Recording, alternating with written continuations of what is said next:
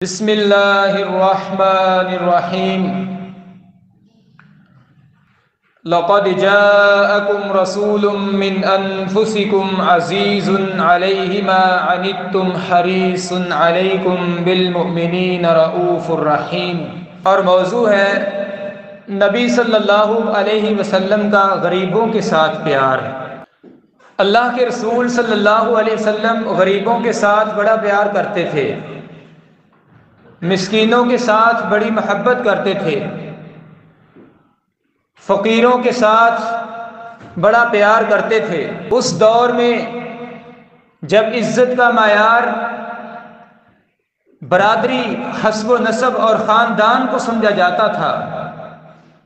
اور اب بھی ہے، اس دور میں جب عزت کا معیار کوٹھی بنگلے اور اونچے مکان کو سمجھا جاتا تھا،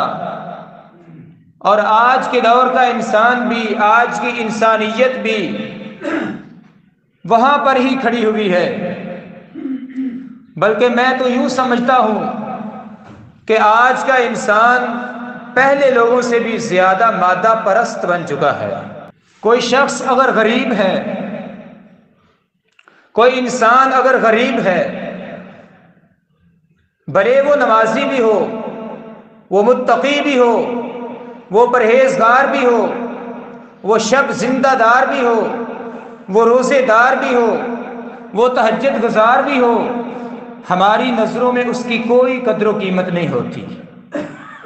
کیونکہ وہ غریب ہے۔ اور ایک انسان مالدار ہے، صاحب ثروت ہے،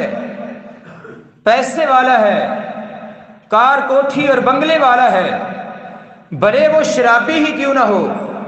وہ زانی ہی کیوں نہ ہو، وہ چور اور ڈکیٹ کیوں نہ ہو،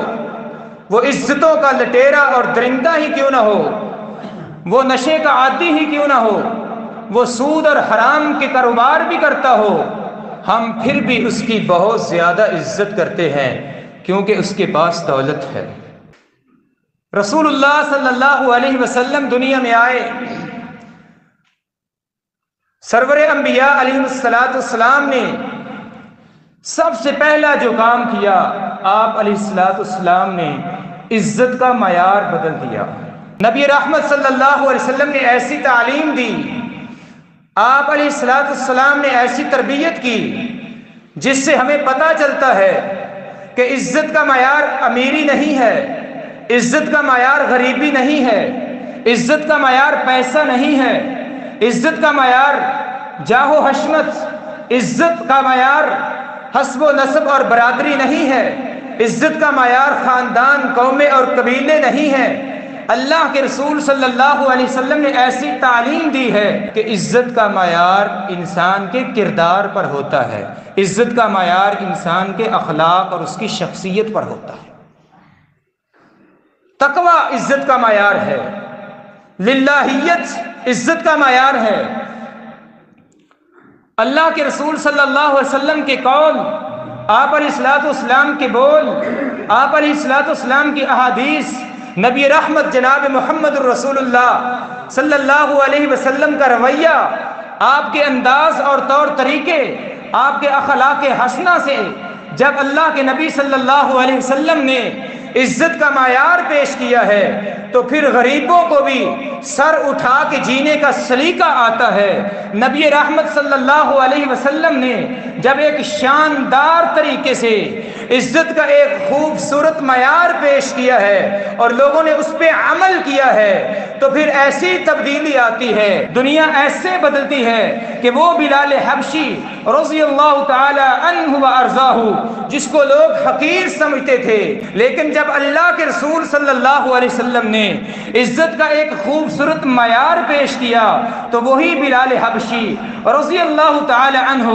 جس کی معاشرے کے اندر کوئی قدر و منزلت نہیں تھی، سیدنا ابو بکر صدیق رضی اللہ تعالی عنہ اور دیگر صحابہ کرام رضوان اللہ علیہم اجمعین کہا کرتے تھے، اے بلال تو ہمارا سردار ہے۔ رسول اللہ صلی اللہ علیہ وسلم نے خود انہیں مؤذن مقرر کیا ہے، مسجد نبوی کے اندر ان کو مؤذن رسول بنا کے کھڑا کر دیا ہے، اور اللہ کے رسول فرماتے ہیں اے بلال پتہ نہیں تو کون کون سے عمل کرتا ہے، میں جنت میں گیا تھا مجھے اپنے آگے تیرے قدموں کے چلنے کی آوازیں آتی تھی۔ کوئی غریب ہے تو اس کا مطلب یہ نہیں کہ وہ حقیر ہے، اس کا مطلب یہ نہیں کہ اس کو پیچھے چھوڑ دیا جائے۔ شریعت اسلامیہ نے اسی لیے عزت کا معیار تقویٰ کو بنایا ہے، عزت کا معیار اخلاص کو بنایا ہے، عزت کا معیار اعمال کو بنایا ہے۔ اللہ رب العزت قرآن مجید میں ارشاد فرماتے ہیں اے لوگو ہم نے تم سب لوگوں کو ایک مرد اور ایک عورت سے پیدا کیا ہے، ایک مذکر اور ایک مؤنث سے پیدا کیا ہے، تم سب کے والدین ایک ہیں، تم سب کی ماں ایک ہے، ہم نے تمہاری قومیں بنائی ہیں، تمہارے قبیلے بنائے ہیں، ذاتیں اور باتیں بنائی ہیں۔ تو اس کا مطلب یہ تو نہیں ہے کہ تم عزت کا معیار اپنی ذات کو سمجھنے لگو، عزت کا معیار ذاتیں نہیں ہیں، عزت کا معیار قومیں اور قبیلے نہیں ہیں، یہ تو ہم نے تمہاری پہچان اور تعارف کے لیے بنائے ہیں۔ عزت کا معیار کیا ہے؟ اللہ فرماتے ہیں ان اکرمکم عند اللہ اتقاکم، اللہ کے ہاں سب سے زیادہ عزت والا وہ ہے جو اللہ سے زیادہ ڈرنے والا ہے۔ ان اللہ علیم خبیر، تم نہیں جانتے کون اللہ کے ہاں عزت والا ہے اور کون اللہ کے ہاں ذلیل انسان ہے۔ اللہ رب العزت سینے کی باتوں کو جانتا ہے، کس کے سینے میں اللہ کا خوف ہے اور کون اللہ سے ڈرتا ہے اور کون شیخیاں بکھیرتے ہوئے اللہ کی نافرمانیاں کرتا ہے۔ اللہ سب کچھ جانتے ہیں کیونکہ اللہ رب العزت خوب جاننے والا بھی ہے اور انسانوں تمہارے ایک ایک عمل سے باخبر بھی ہے۔ رسول اللہ صلی اللہ علیہ وسلم فرماتے ہیں اے لوگوں تمہارے درمیان کتنے ایسے غریب لوگ پھرتے ہیں جن کے بال پراگندہ ہیں، جن کے پاس پہننے کے لیے اچھا لباس بھی نہیں ہے اور ان کے پاس کھانے کے لیے 2 وقت کا کھانا موجود نہیں ہے اور ان کے پاس نہانے اور غسل کرنے کے لیے کوئی اچھا انتظام موجود نہیں ہے، در در کے دھکے کھاتے ہیں، ان کے دل اتنے صاف اور ستھرے ہوتے ہیں، ان کے دلوں کے اندر اتنی پاکیزگی اور طہارت ہوتی ہے، وہ اللہ رب العزت کو اتنے پیارے اور محبوب ہوتے ہیں، اگر کسی بات پر وہ اللہ کی قسم کھا لیں اللہ رب العزت ان غریبوں کی اس قسم کی لاج رکھ لیتا ہے۔ اللہ یہ تو نہیں دیکھتے یہ تو غریب ہے، اس کے پاس تو کھانے کو کھانا ہی نہیں ہے، پہننے کو لباس نہیں ہے، اس کے پاس غسل کرنے کا کوئی انتظام نہیں ہے، اس کو تو دروازوں سے دھکے دے کے نکال دیا جاتا ہے۔ اللہ اس کے دل کو دیکھتے ہیں، اس کا دل کتنا صاف ستھرا ہے، اس کا دل کتنا پاکیزہ ہے، اس کے دل کے اندر کتنا تقویٰ اور خشیت الہی ہے۔ اللہ کے رسول صلی اللہ علیہ وسلم نے غریبوں کے ساتھ بڑا پیار کیا ہے، لیکن بڑا ہی بد نصیب ہے وہ غریب جو غریب ہو کر بھی بے نمازی ہے، بڑا ہی بد نصیب اور بد قسمت ہے وہ غریب جو غریب ہو کر بھی متکبر ہے، جو غریب ہو کر بھی شیخیاں بکھیرتا ہے، جو غریب ہو کر بھی غرور کرتا ہے، جو غریب ہو کر بھی حرام کھاتا ہے، جو غریب ہو کر بھی چوک چراہے میں کھڑا ہو کر لوگوں کی ڈکیٹیاں کرتا ہے، لوگوں کا مال لوٹتا ہے۔ کوئی یہ نہ سمجھے آج کا موضوع سن کر کہ جو غریب ہے وہ اللہ کا پیارا ہے، جو امیر ہے وہ اللہ رب العزت کو پیارا نہیں لگتا۔ امیری غریبی عزت کا معیار ہے ہی نہیں۔ جس کے دل میں تقویٰ ہے وہ اللہ کا بندہ ہے، جس کا دل اللہ سے ڈرتا ہے، جو حلال کمائی کرتا ہے، حرام سے بچتا ہے، اللہ رب العزت کے احکام پہ عمل کرتا ہے، اللہ رب العزت اس سے پیار کرتے ہیں۔ رسول اللہ صلی اللہ علیہ وسلم بہت زیادہ رحم دل تھے ان لوگوں کے ساتھ جو غریب ہیں، ان لوگوں کے ساتھ جن پہ غموں کے پہاڑ ٹوٹے ہیں، ان لوگوں کے ساتھ جو پریشانیوں میں گھیرے ہوئے ہیں، ان لوگوں کے ساتھ جو قرضوں کے بوجھ میں دبے ہوئے ہیں، ان لوگوں کے ساتھ جن کو دھکے دیے جاتے ہیں، ان لوگوں کے ساتھ جو ہسپتالوں میں بیڈ پہ پڑے ہوئے ہوتے ہیں، ان لوگوں کے ساتھ جن کا حال پوچھنے والا کوئی بھی نہیں ہوتا، ان لوگوں کے ساتھ جن کی راتیں غموں میں کٹتی ہیں، ان لوگوں کے ساتھ جن کے دن محنت کرتے ہوئے مزدوریاں کرتے ہوئے بیت جاتے ہیں، اللہ کے رسول بڑا پیار کرتے ہیں، بڑی محبت کرتے ہیں، ان لوگوں کے ساتھ جن کی زندگی پریشانیوں سے بھری ہوئی ہے، ان لوگوں کے ساتھ جنہوں نے ایک لمبا عرصہ تک کبھی کسی خوشی کا منہ نہیں دیکھا ہوتا، اللہ کے رسول ان کے ساتھ بڑی محبت کرتے ہیں، ان کے ساتھ پیار کرتے ہیں۔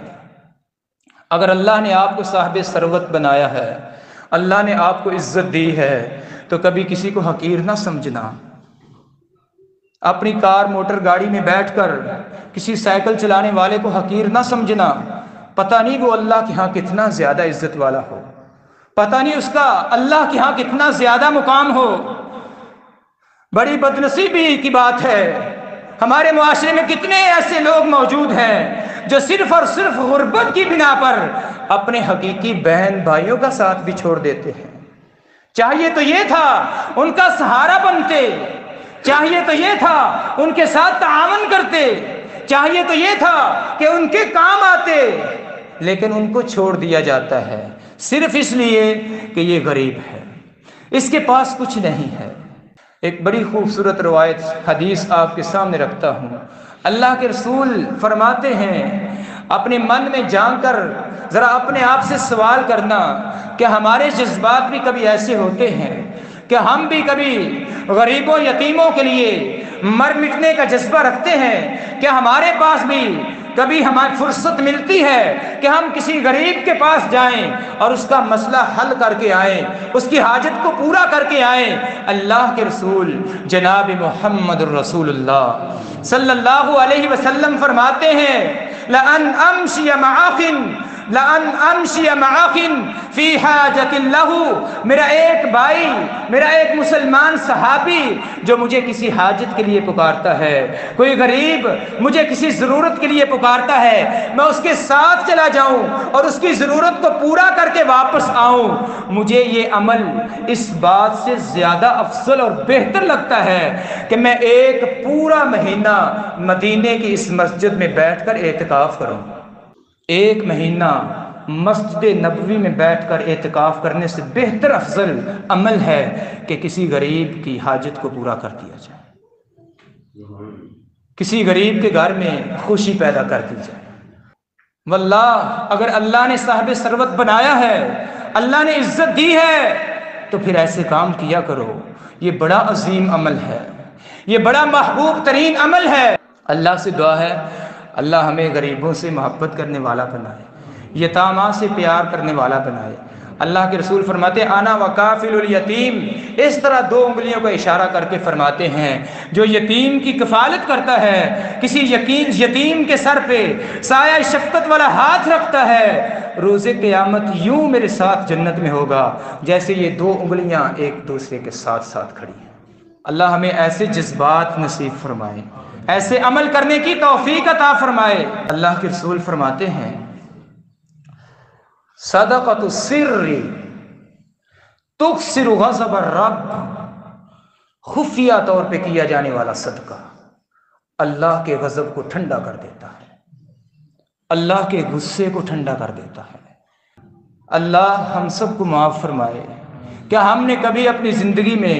کسی غریب کا حال پوچھا ہے؟ اس نیت سے ہم کسی غریب کے گھر میں گئے ہوں کہ ہم اس کا حال پوچھیں، کسی یتیم کو خفیہ طور پہ اس کی مدد کریں، اللہ کی رضا کے لیے اس کو کچھ کھانے کو دے دیں۔ وَيُطْعِمُونَ الطَّعَامَ عَلَىٰ حُبِّهِ مِسْكِينًا وَيَتِيمًا وَأَسِيرًا إِنَّمَا نُطْعِمُكُمْ لِوَجْهِ اللَّهِ، اللہ کی رضا کے لیے، اللہ کی رضا کے لیے ایسا عمل کرنے والا انسان بڑا ہی عظیم انسان ہے، بڑا ہی محبوب انسان ہے اللہ کے ہاں۔ حدیث پاک میں آتا ہے، اللہ کے رسول صلی اللہ علیہ وسلم نے فرمایا، اور یہ بڑی ہی قابل غور حدیث ہے، اگر آپ اس کو سمجھ لیں گے تو مجھے یقین ہے بات بن جائے گی۔ اگر آپ یہ چاہتے ہیں کہ ہمارے کاروبار میں برکت ہو جائے، ہمارے پیسے میں برکت ہو جائے، ہمارے بزنس میں وسعتیں پیدا ہو جائیں، اللہ کی رحمتوں کا نزول ہونا شروع ہو جائے، اللہ کی طرف سے برکتیں نازل ہونا شروع ہو جائیں، تو پھر کوئی بھی میٹنگ، مجلس، دعوت ایسی نہ ہو جس کے اندر غریبوں کو شمار نہ کیا جائے، جس کے اندر غریبوں کو داخل نہ کیا جائے، جس میں غریبوں کو بلا دیا جائے۔ اللہ کے رسول فرماتے ہیں شر الطعام طعام الولیمہ، شر الطعام طعام الولیمہ یمنعها من یأتیها ویدعى الیہا من یأباها۔ کھانوں میں سے سب سے بدترین کھانا وہ ہے، دعوتوں میں سے سب سے بدترین دعوت وہ ہے، تمہاری تقاریب میں سے سب سے بدترین اور بری تقریب ہے وہ جس میں ان لوگوں کو روک دیا جاتا ہے جو آنا چاہتے تھے، اور ان لوگوں کو دھکے سے لایا جاتا ہے جو انکار کرتے ہیں۔ غریب لوگ، ان کو خوشی ہوتی ہے۔ شیخ سعدی رحمہ اللہ کو کسی نے دعوت دی، وہ طعام حال میں پہنچتے ہیں، وقت پہ پہنچے، جو گیٹ کیپر تھا اس نے کہا واپس چلے جائیں، آپ اس حال میں داخل نہیں ہو سکتے۔ وجہ پوچھی، آپ کے کپڑے کیسے ہیں؟ پرانے کپڑے پہن کے آگے ہیں، آپ کو پتہ نہیں ادھر بڑے بڑے لوگ آئے ہوئے ہیں۔ بزرگ واپس چلے جاتے ہیں، عاریتاً کپڑے لیے، ادھار کپڑے لیے واپس آتے ہیں۔ اب کی بار گیٹ کیپر نے اندر جانے دیا، اندر چلے جاتے ہیں، کھانا شروع ہوتا ہے، سارے لوگ کھانا لیتے ہیں، اپنی اپنی پسند کا کھانا برتنوں میں ڈال کر کھانا شروع کر دیتے ہیں۔ شیخ سعدی رحمہ اللہ نے کھانا اٹھایا اور اپنی گود میں ڈالنا شروع کر دیا۔ پوچھنے والوں نے پوچھا کیا ماجرا ہے، کیا وجہ ہے؟ ہمیں اس بات کی سمجھ نہیں آ رہی، کپڑے بھی خراب کر رہے ہو، کھانا بھی ضائع کر رہے ہو۔ بزرگ فرماتے ہیں یہ کھانا ان کپڑوں کے لیے تیار کیا گیا ہے، میرے لیے تیار ہی نہیں کیا گیا۔ اللہ رب العزت سے دعا ہے اللہ ہمیں غریب لوگوں سے محبت کرنے کی توفیق عطا فرمائے۔ یتاما کا اپنے محلے کے اندر، اپنے رشتہ داروں کے اندر جو بیوہ عورتیں ہیں، مسکین ہیں، فقیر ہیں، اللہ رب العزت ان کی مدد کرنے کی توفیق عطا فرمائے۔ ھذا ما کان عندی واللہ اعلم بالصواب۔ سبحان ربک رب العزت عما یصفون وسلام علی المرسلین والحمد للہ۔